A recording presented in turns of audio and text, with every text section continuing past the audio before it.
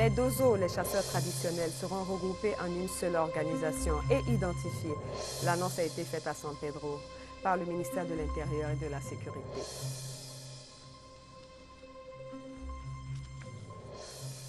Le ministre des Infrastructures économiques, Patrick Hachi, a visité les travaux d'approvisionnement en eau potable des quartiers nord d'Abidjan.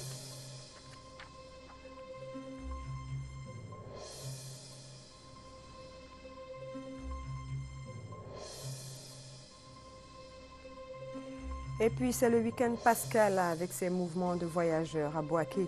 Les véhicules pour se rendre dans les villages se font rares. Le constat dans ce journal. Un invité dans ce journal, il s'agit de M. Venance Conan, écrivain journaliste. Bonsoir. Bonsoir. Merci d'avoir accepté notre invitation. Il est le Grand Prix d'Afrique noire. Toutes nos félicitations. Le Grand Prix littéraire d'Afrique noire. Toutes nos félicitations.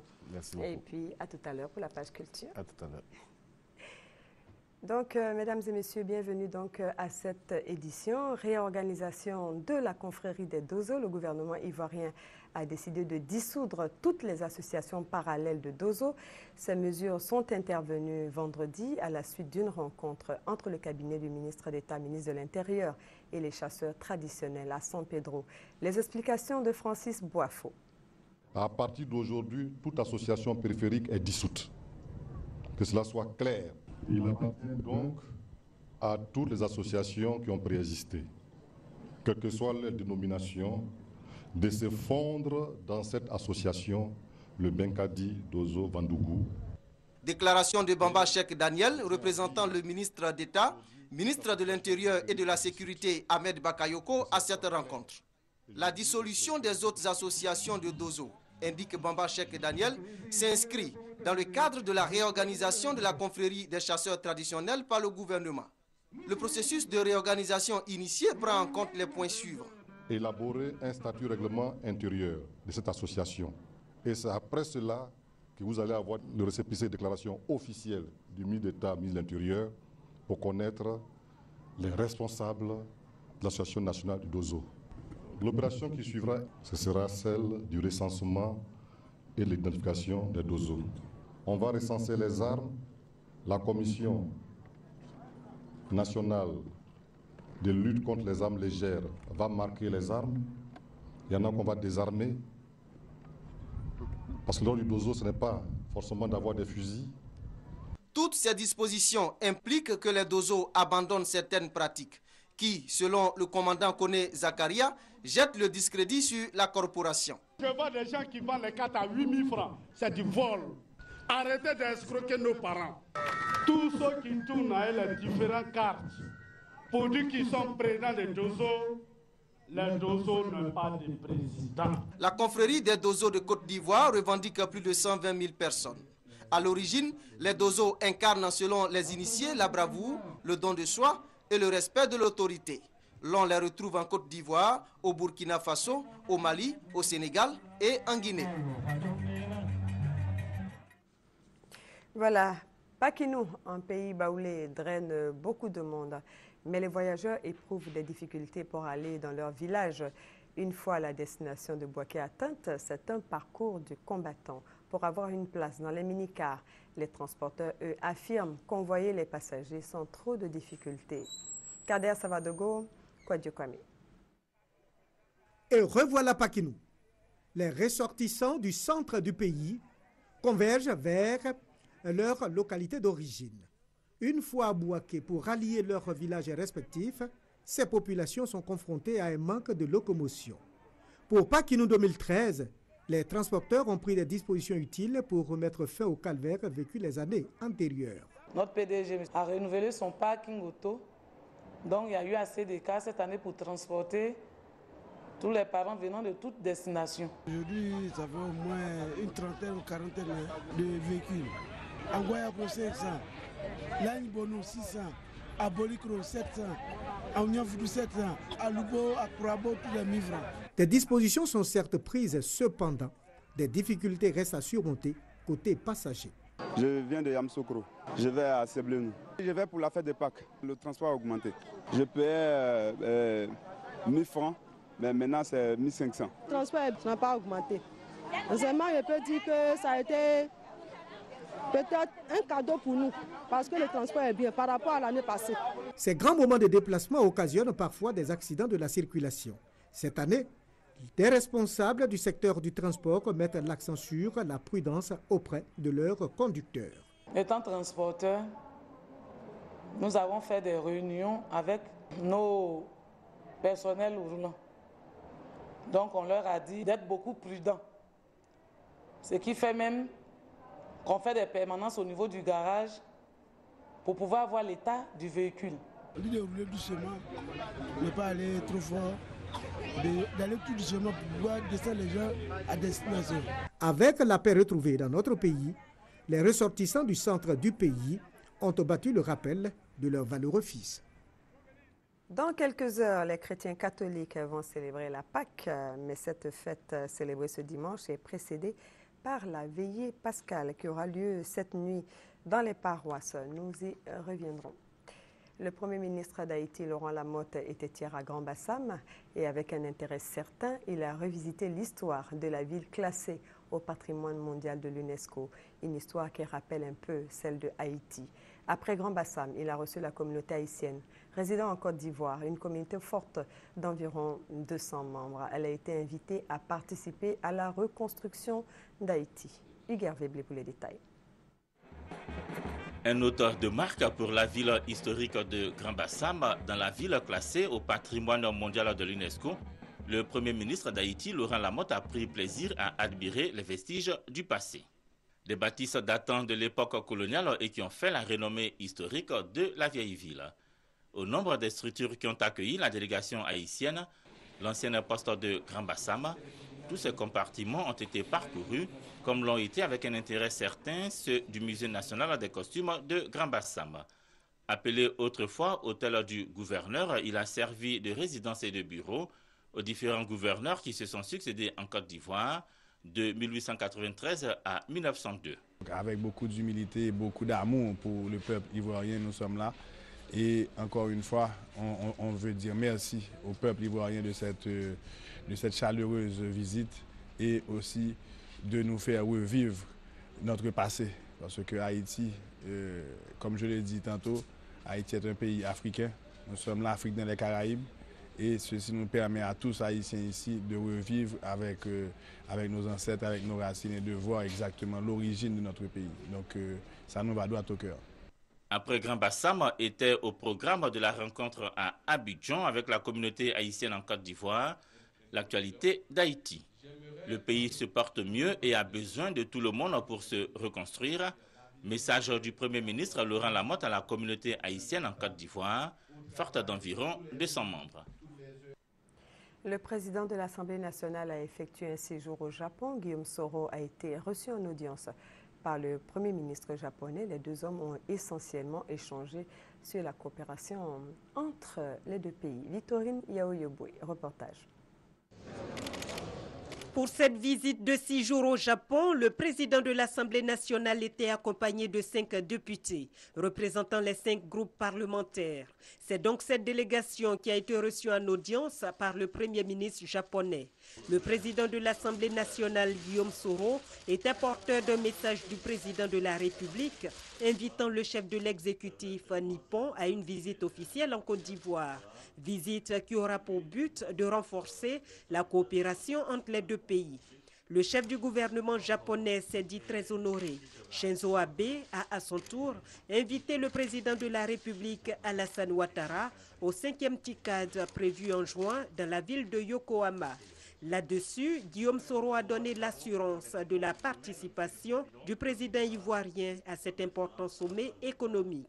Le Premier ministre japonais a en outre encouragé les autorités ivoiriennes à poursuivre leurs efforts pour le redressement économique du pays, mais aussi pour la réconciliation nationale. Le Japon se dit prêt à accompagner la Côte d'Ivoire sur la voie du développement. Revenons en Côte d'Ivoire. Le représentant spécial du secrétaire général de l'Organisation des Nations Unies, Bert Koenders, a animé un point de presse au siège de l'organisation. Au cœur de la rencontre, le rôle joué par l'ONU dans la situation sécuritaire qui prévaut dans l'ouest du pays et dans l'organisation des prochaines élections. Maïs Sako pour le point. Faire le point de la mission des Nations Unies dans l'organisation et le déroulement des élections couplées municipales et régionales, ainsi que la situation sécuritaire dans l'ouest du pays. Tels étaient les objectifs de la conférence de presse tenue ce vendredi par le représentant spécial du secrétaire général de l'ONU en Côte d'Ivoire, Bert Koenders. S'agissant des élections, Bert Koenders a appelé les acteurs politiques à plus de responsabilités dans ce processus dont le bon déroulement dépend d'eux.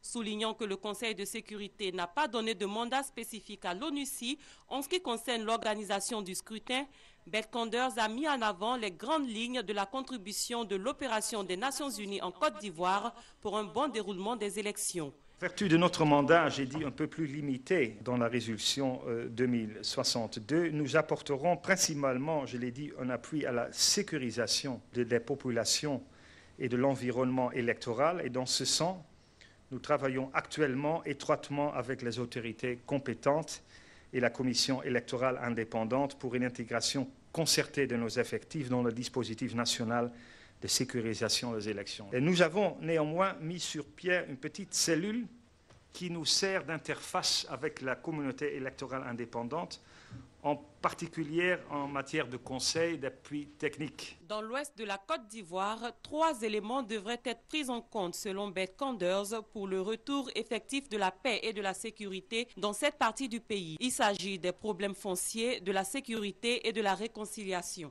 Suite aux récentes attaques, d'importantes mesures ont été prises. L'ONUCI, quant à elle, dès qu'elle a été informée d'un incident, a immédiatement envoyé des renforts dans la zone pour la sécurisation des populations, y compris des nombreux déplacés. Nous avons également intensifié nos patrouilles, du moment que je parle, terrestres et aériennes, en appui des forces de sécurité nationale pour dissuader de nouvelles attaques. Le représentant spécial du secrétaire général de l'ONUCI en Côte d'Ivoire a également indiqué que la communauté humanitaire est à pied d'œuvre aux côtés des autorités locales pour venir en aide aux populations meurtries, notamment à Zilebli et Petit Guiglo. Justement, les populations de Zilebli et de Petit Guiglo ont subi des attaques les 13 et 22 mars. Ces attaques ont fait de nombreux morts, des blessés et causé d'importants dégâts matériels. Face à ces événements tragiques, le président Alassane Ouattara a marqué sa solidarité envers ces populations. Il a fait don d'une valeur de 60 millions de francs. Ces dons ont été remis par la ministre de la Solidarité et de la Famille et de l'Enfant. Le reportage de Herman Niamien sur place. Assises le long de cette salle de classe, le regard hagard, ces femmes, comme l'ensemble des populations, attendent une bonne volonté pour leur redonner le sourire et apaiser un tant soit peu leur douleur. Les populations des villages de Zilebli et de Petit Guiglo, dans la localité de Blolequin, ont été victimes d'une attaque les 13 et 22 mars dernier. Bilan, 15 morts, de nombreux blessés et des dégâts matériels considérables. Les rebelles ont envahi le village à 3 h du matin. À ce moment, j'étais aussi chez moi à domicile. Et ils sont venus, ils ont commencé à tirer en l'air. Le village a été vraiment brûlé, totalement. Moi, le président des jeunes même, ma cour a été totalement brisée. Moi et mes enfants, on est sortis à Blolequin, on n'a pas marché de la brousse jusqu'à on est sortis à Blolequin, ici, sans caleçon. C'est arrivé à Blolequin, ici, les gens ont eu pitié de moi, ils m'ont donné les trucs pour porter. Ne sachant pas où dormir, ces personnes qui vivent désormais dans l'angoisse et le désarroi ont trouvé refuge chez des parents ou des connaissances ailleurs. Sensible à cette situation, le chef de l'État, Alassane Ouattara, leur a fait don de vivres et de non-vivres d'une valeur de 60 millions de francs CFA. C'est le ministre de la Solidarité, de la Famille, de la Femme et de l'Enfant, Anne Désiré Ouloto, qui a remis ces dons. Le président de la République, il agit en bon père de famille. Il est le président de tous les Ivoiriens et il n'a pas cessé depuis le déclenchement de cette crise d'être auprès de ces populations, des populations du Cavalier. Vous savez, la blessure ici, la déchirure a été très profonde. Mais c'est à force de faire des efforts de part et d'autre, à force de sensibilisation et à force de volonté également de la part des populations et du gouvernement, que nous arriverons à stabiliser cette région. Ces attaques, selon les témoignages, proviendraient de la frontière libérienne. Afin d'éviter de tels drames à l'avenir, le préfet du département de Bleulequin exhorte donc les populations à une franche collaboration avec les forces républicaines de Côte d'Ivoire. 64 Ivoiriens réfugiés depuis avril 2011 au Ghana et au Togo ont regagné Abidjan.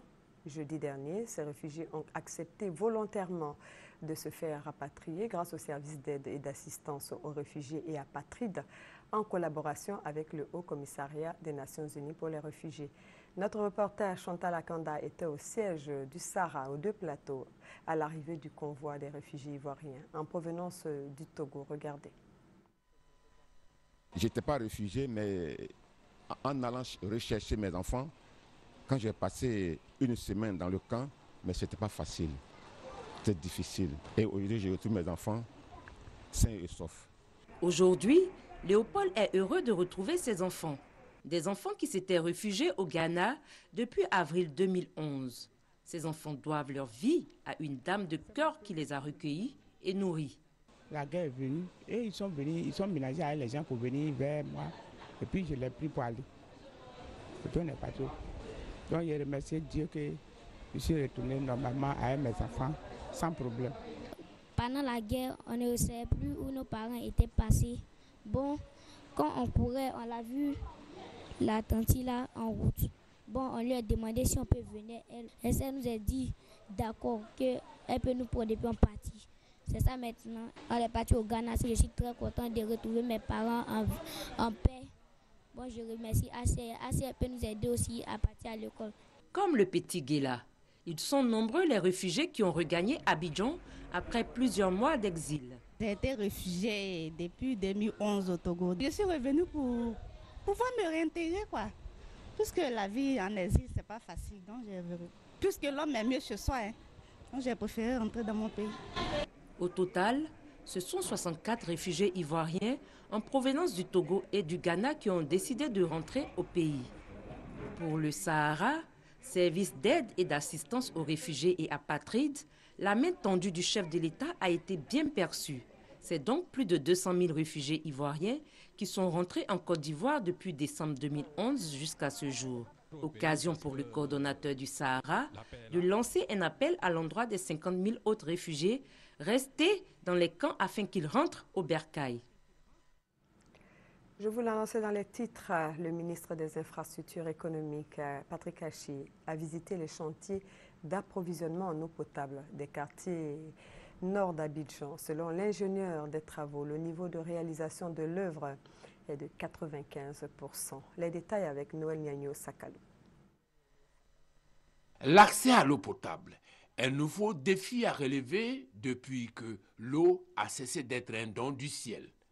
L'acquérir nécessite des investissements lourds.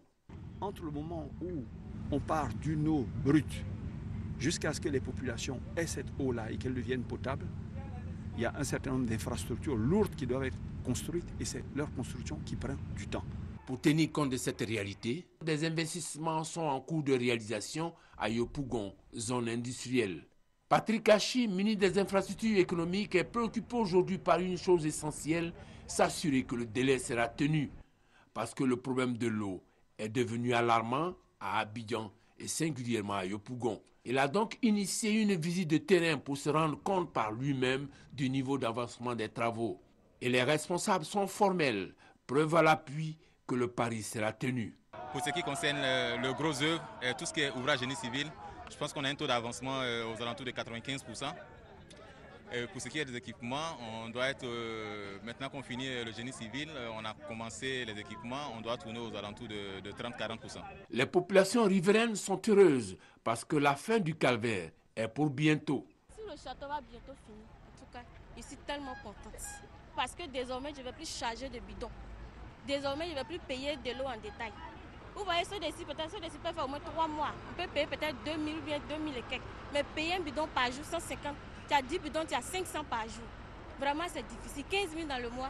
Être soulagé, c'est bien, mais il faut aussi avoir un comportement citoyen, d'où l'appel du premier responsable des infrastructures économiques. Quand on voit un tuyau d'eau, de grâce qu'on mette les fondations de sa maison à côté, parce que sinon, c'est nous-mêmes que nous mettons en danger de non-approvisionnement d'eau un jour si on a un problème. Coût de l'investissement, 11 milliards de francs CFA financés par la BID, Banque islamique du développement, et le fonds pétrole. Une bâche de 10 000 mètres cubes, une station de traitement d'eau et le logement du responsable du site sont les 3 composantes du projet.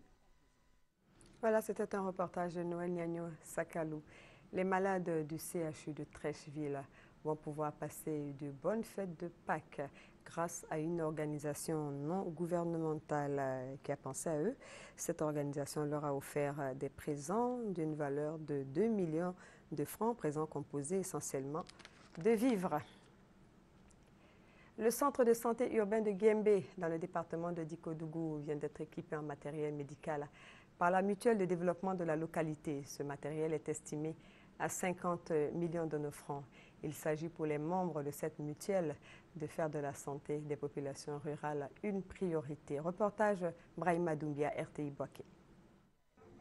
Une ambulance remise à neuf après 6 mois en panne, une dizaine de lits de réanimation, des fauteuils roulants, des tables d'examen, des lits d'hospitalisation, des meubles de bureau, ce sont entre autres une partie de l'aide apportée par la mutuelle pour le développement socio-économique de Guembé, MUDZEG, au centre de santé urbain.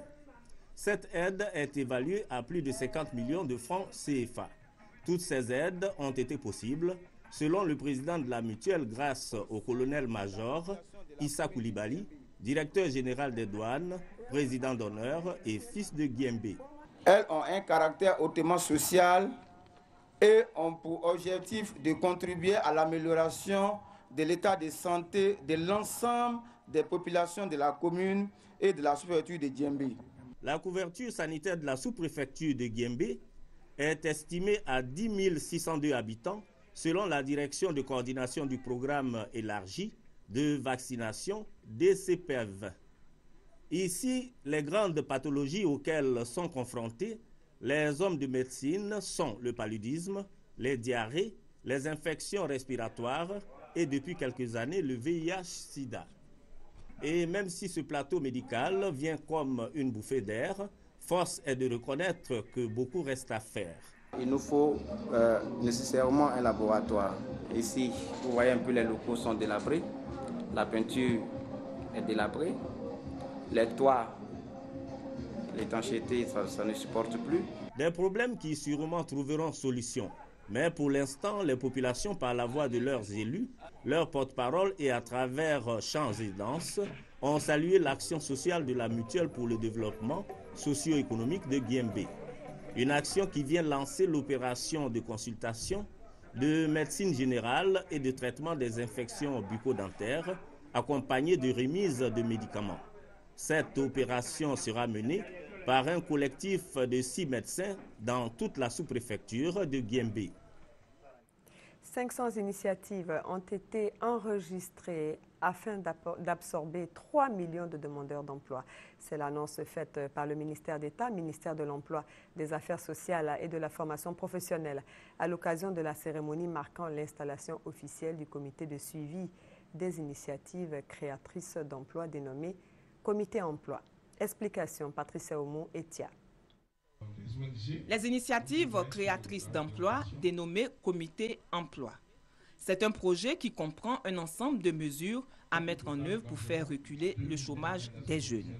L'État lui-même va initier un certain nombre de projets. Le secteur privé, comme vous avez entendu dire, va également initier des projets. Les ONG mandatées par un certain nombre de partenaires techniques et financiers européens ou internationaux vont également initier des projets. Mais la GEP sera justement la cellule ou la structure qui va permettre de coordonner toute cette activité. Le comité emploi est composé des représentants des secteurs publics et privés et des partenaires au développement.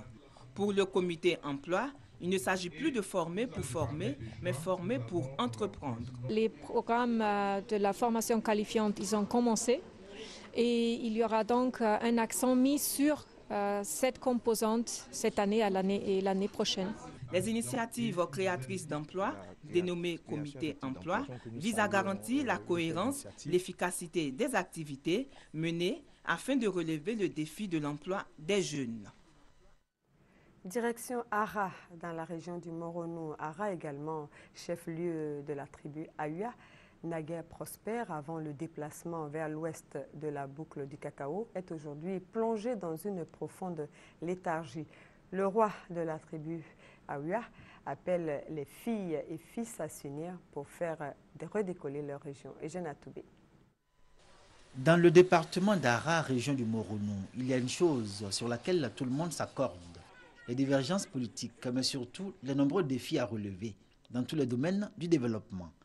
À Ara, siège de la tribu Aouia, on attend beaucoup des cadres, eux-mêmes conscients que leur département a accusé un grand retard. Les populations cherchant encore désespérément à accéder au progrès.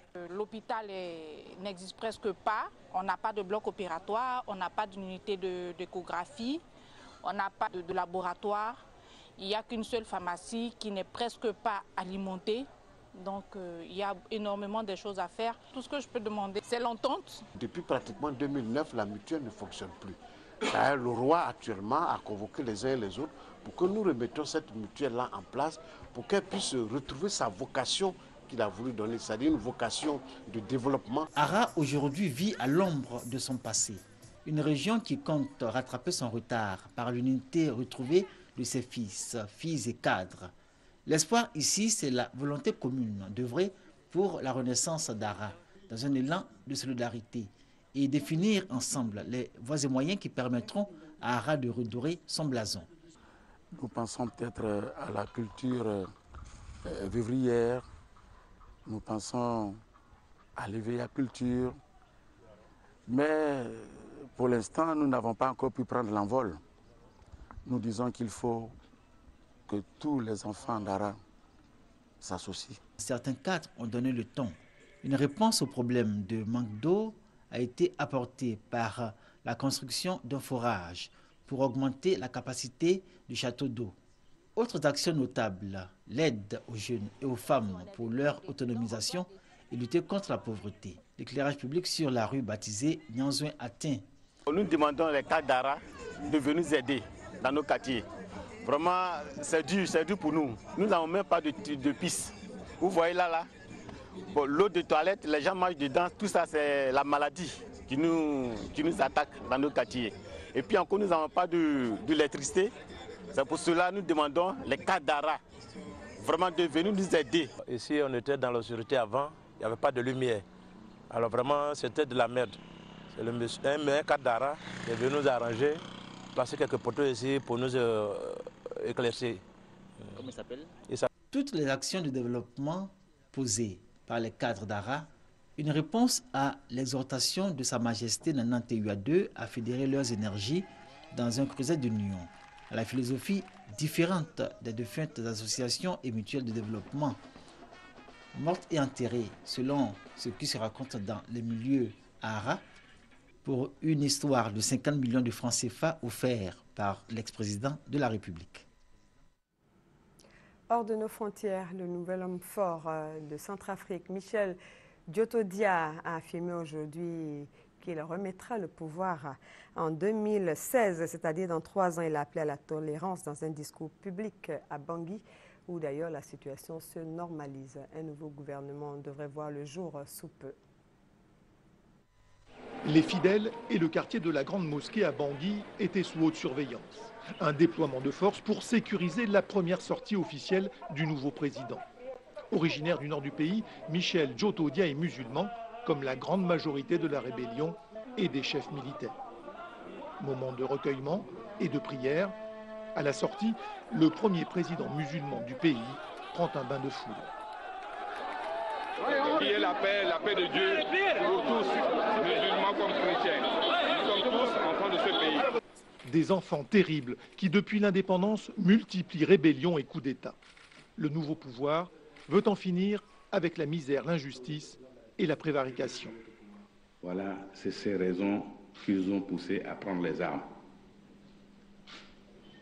Bien sûr, le procédé est antidémocratique, mais nous n'avons pas de choix. Pour la démocratie, il faudra encore attendre 3 ans. C'est le délai annoncé pour préparer les élections présidentielles. D'ici là, le pays sera géré par ordonnance. Le plus important pour l'heure, ce n'est pas les élections. Ce n'est pas les élections. À partir du moment où le pays n'est pas encore sécurisé et l'économie est complètement à zéro, nous ne pouvons pas d'ores et déjà parler des élections. Bangui reprend timidement son souffle. Les marchands ambulants sont de retour. La population apprend à vivre avec cette rébellion venue du Nord et qui met la capitale en coupe réglée. La Croix-Rouge a ramassé dans les rues 78 corps et les blessés par balles affluent dans les hôpitaux. On revient à Abidjan pour la première fois en Côte d'Ivoire. Une journée sera consacrée au théâtre et ce sera une journée, mais c'est du 3 au 5 avril. Le coup d'envoi de cette célébration, une initiative d'acteurs nationaux du théâtre, a été donné mercredi dernier. Léon Brou. Tom et Jerry en attraction. Le dessin animé bien prisé des enfants mis en scène par des étudiants de l'INSAC, Institut national supérieur des arts et de l'action culturelle. À l'affiche, mime et expression corporelle pour dire que le théâtre ivoirien n'est pas mort, malgré le manque d'infrastructures pour vivre cet art.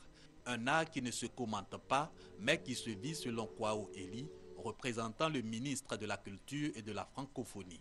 Diallo Tikwayi Vincent et des confrères gagnent ainsi le pari de la célébration en Côte d'Ivoire de la Journée mondiale du théâtre.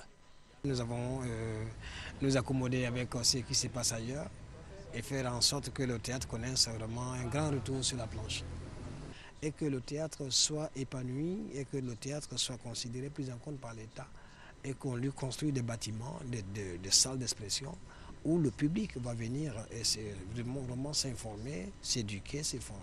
En plus de ce spectacle inaugural, 3 représentations théâtrales, un dîner gala et une nuit de divertissement pour honorer les pionniers vont marquer la célébration en Côte d'Ivoire de la Journée mondiale du théâtre. Cette première célébration, prévue pour s'achever le 5 avril prochain, est perçue par des acteurs dont le doyen Adjé Daniel comme le début de la prise en compte des doléances des anciens du théâtre ivoirien. Une consécration qui fait honneur à la culture ivoirienne. Le journaliste écrivain Venance Konan, qui est notre invité, a été désigné lauréat du Grand Prix littéraire d'Afrique noire édition 2012 avec son œuvre Edem Kodjo, Un homme, un destin. La cérémonie de remise de prix a enregistré la présence du représentant du ministre de la Culture et de la Francophonie et de plusieurs maisons d'édition ivoiriennes. Maïsako.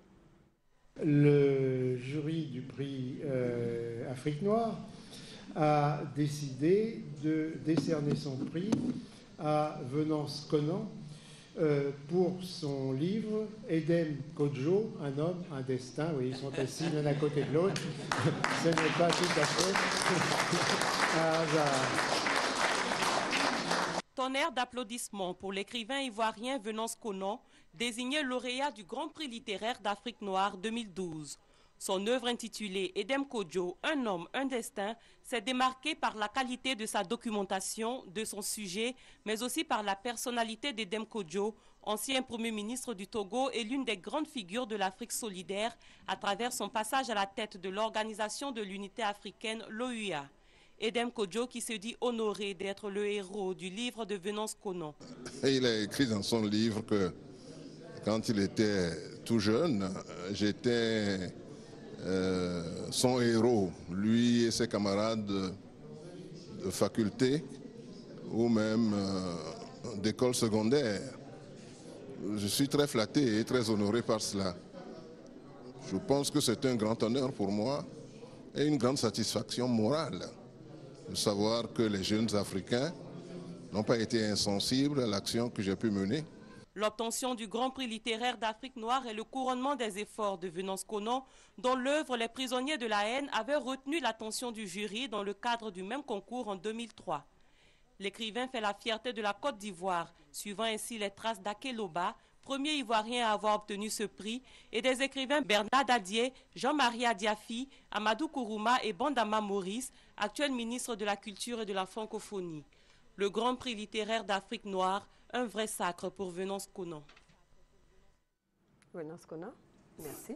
Toutes nos félicitations encore une fois. Merci beaucoup. Vous êtes écrivain, journaliste, Grand Prix littéraire d'Afrique noire avec cette œuvre intitulée Edem Kodjo, un homme, un destin. Edem Kodjo qui a été Premier ministre, secrétaire général de l'OUA et j'en passe. Pourquoi avoir choisi de parler d'Edem Kodjo quand on sait que la Côte d'Ivoire regorge d'imminents cerveaux politiques et économiques? Bon, c'est parce qu'on a fait Edem Kodjo, mais on a le temps de faire d'autres Ivoiriens. Il y a eu Oufeboyi, fait par Frédéric Gramel. Non, mais c'est pas vous. C'est pas moi. Vous pouvez prendre votre joker. Non, en fait, on avait dressé une liste d'un certain nombre de personnes qui ont marqué l'histoire de l'Afrique. On a dit les faire témoigner pendant qu'ils sont encore vivants.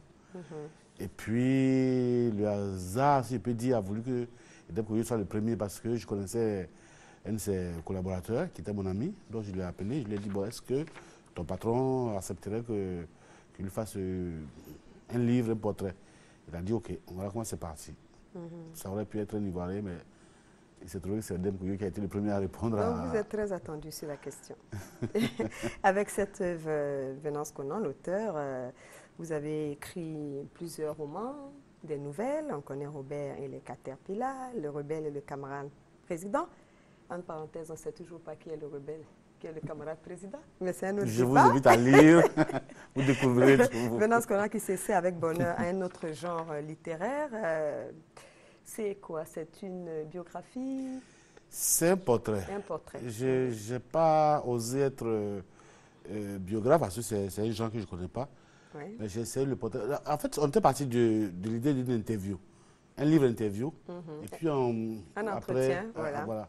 Et puis après, ça a évolué et c'est devenu un portrait. Et ça m'a donné l'occasion de, non seulement de raconter l'histoire d'Edem Kodjo, en fait c'est le fil conducteur, mais ça m'a permis d'écrire l'histoire de l'Afrique, de l'OUA, du Togo, de Eyadema, du Oufeboyi. Enfin, il y a eu beaucoup de personnages qui sont retrouvés dans ce livre-là. Je crois que c'est pour ça que j'ai eu ce prix-là. Ce n'est pas seulement l'histoire d'Edem Kodjo, mais c'est 50 ans de l'histoire de l'Afrique. Oui, nous l'avons parcouru. Mais comment vous avez connu l'homme, Edem Kodjo? Je l'ai rencontré en tant que journaliste. J'avais été au Togo pour faire des interviews, enfin, pour couvrir les élections. C'est quoi ça, 95? Et c'est là que je l'ai... Non, pas 95, en 2000... Bon, je ne sais plus, je me souviens plus de la date. En tout cas, je l'ai rencontré pour une interview, tout simple. Et puis, il m'a dit qu'il avait apprécié mon premier livre. Et puis, voilà comment c'est parti, quoi. Bon, Edem Kodjo, pour ce que nous savons, était étudiant. Il faisait partie de la fameuse fédération des étudiants d'Afrique noire. La FEANF. Oui, la FEANF, voilà. Oui. Il était dans la FEANF. Il était le dirigeant. On dirait même pas, on dirait pas un révolutionnaire, mais c'était un panafricaniste qui avait de l'admiration pour Sékou Touré. Ensuite, expliquez un peu son évolution. Mais justement, c'est ça qui est intéressant dans l'histoire. Oui. La FEANF, c'était la Fédération des étudiants d'Afrique noire qui était en France. Et ils étaient très à gauche, si on peut dire. Et leurs idoles, c'était les Sékou Touré, les Lumumba et autres. Et lui, Edem Kodjo, après qu'il est revenu dans son pays, qu'il a commencé... En 69, il est rentré à son pays. Il a commencé à occuper des postes. Oui. Il s'est rendu compte que les choses étaient différentes. Et c'est comme ça qu'Oufeboyi, qu'il vomissait quand il était étudiant, mais il est devenu un des fanatiques de Oufeboyi. Parce qu'il a compris que les choses, quand on est étudiant, c'est une chose, mais quand on est... La réalité est autre. C'est vrai qu'il est rentré en 69, il a même conçu ce qu'on appelle le petit livre vert sous Eyadema. C'était le programme de gouvernement en quelque sorte. Il a même participé également au congrès du PDCI en 1970. Il représentait, je crois, son pays. On lui a reproché beaucoup d'avoir été l'initiateur du parti unique dans son pays. Et quand la démocratie est arrivée et qu'il est devenu un opposant à Eyadema, on lui a reproché ça. Bon, il a géré ça comme il a pu. Mais effectivement, c'est lui qui avait un des concepteurs du petit livre vert qui était la Bible du parti unique d'Eyadema à l'époque. Voilà, bon, vous avez dit qu'il était un grand admirateur de Houphouët-Boigny, de Léopold Sédar Senghor. Comment s'est passée la rencontre entre les deux personnalités? Est-ce qu'il vous a expliqué cela? Oui, il m'a expliqué un peu. C'est-à-dire, quand il était étudiant, pour lui, les pires hommes, c'était Houphouët-Boigny, Senghor. Mais quand il est arrivé lui-même, pas au pouvoir, mais enfin à côté du pouvoir, quand il était ministre, qu'il a rencontré les Houphouët, Senghor et autres, il a découvert une autre réalité, il a compris que les choses sont différentes quand on est étudiant et quand on est au pouvoir. Et il est devenu un des grands admirateurs d'Houphouët. Houphouët aussi, qu'il aimait beaucoup. Oui. Malheureusement, bon, il y a l'histoire du Sahara occidental qui a fait que... qui les a divisés, justement. Ça les a divisés. Lui, il a accepté, enfin, il a appliqué le texte, la charte de l'OUA qui voulait que lorsqu'il y avait une majorité plus une voix, qu'on accepte le Sahara occidental, il l'a appliqué. Et ça l'a suivi toute sa vie. Et ça l'a suivi toute la vie. Houphouët-Boigny était plutôt pour le Maroc, il ne lui a pas pardonné ça. Mais, bon, ils ont gardé de bons rapports, mais ce n'était pas tout à fait ça après. Est-ce qu'on peut dire que ça fait partie de ses faux pas? Parce que Edem Kodjo est un homme intelligent, brillant, étudiant pratiquement non boursier, qui a été même embauché à l'ORTF, ENARC. Est-ce que cela fait partie des faux pas? C'est le destin de l'homme. C'est pour ça que je l'appelais un homme, un destin. Ce qu'il a fait, juridiquement, ce n'est pas une faute. Et il est secrétaire général de l'OUA. Les textes disent, lorsqu'il y a une majorité plus une voix en faveur de telle décision, vous l'appliquez. Il l'a appliqué. Maintenant, politiquement, on a dit non, il ne fallait pas parce que le Maroc, Houphouët-Boigny, Sékou Touré, en tout cas, il y a un certain nombre de chefs d'État qui étaient contre cette décision-là. A-t-il bien fait, a-t-il mal fait? C'est l'histoire qui juge aujourd'hui. Je crois que finalement, bon, on l'apprécie. Pour avoir pris cette décision courageuse-là. Même si le Maroc aujourd'hui a quitté l'OUA et n'est plus rentré, a-t-il bien fait, c'est à chacun de juger, franchement. Moi, je ne juge pas. C'est vrai. Je raconte. C'est vrai, le Maroc a bien quitté l'OUA, qui est devenu l'Union africaine par la suite, et la Côte d'Ivoire soutient bien entendu le Maroc. Voilà. Moi, je me contente de raconter l'histoire sans juger, sans prendre de position. Voilà. Donc, qu'est-ce que vous voulez qu'on retienne de l'homme Eden Kodjo pour terminer? C'est conviction. C'est conviction, c'est un grand panafricaniste. En janvier, j'étais au Togo, il avait organisé un colloque sur le panafricanisme. Avant-hier, on était ensemble à Paris pour recevoir mon prix. Mais il y a ses convictions, il y a ce qu'il a fait. Mais c'est l'histoire de l'Afrique, c'est ça qui m'a intéressé dans l'histoire, dans ce livre-là. Au-delà de son histoire à lui, l'histoire d'Edem Kodjo, m'a donné l'occasion d'écrire l'histoire de l'OUA, l'histoire de Houphouët-Boigny, il est très présent dans le livre, l'histoire de Adema, qui est très présent dans le livre, et puis les Sankara, Jerry Rawlings, enfin, c'est l'histoire de l'Afrique. Ce sont les grands hommes qui ont marqué l'histoire de notre continent qui m'a donné l'occasion d'écrire. Voilà. Ce que vous devez retenir, c'est ça. L'histoire de l'Afrique. L'histoire de l'Afrique. Voilà. Merci beaucoup. Merci d'avoir accepté notre invitation. C'est la fin de ce journal. Merci de rester fidèle à RTI 1. Bonne suite de programme et à très bientôt.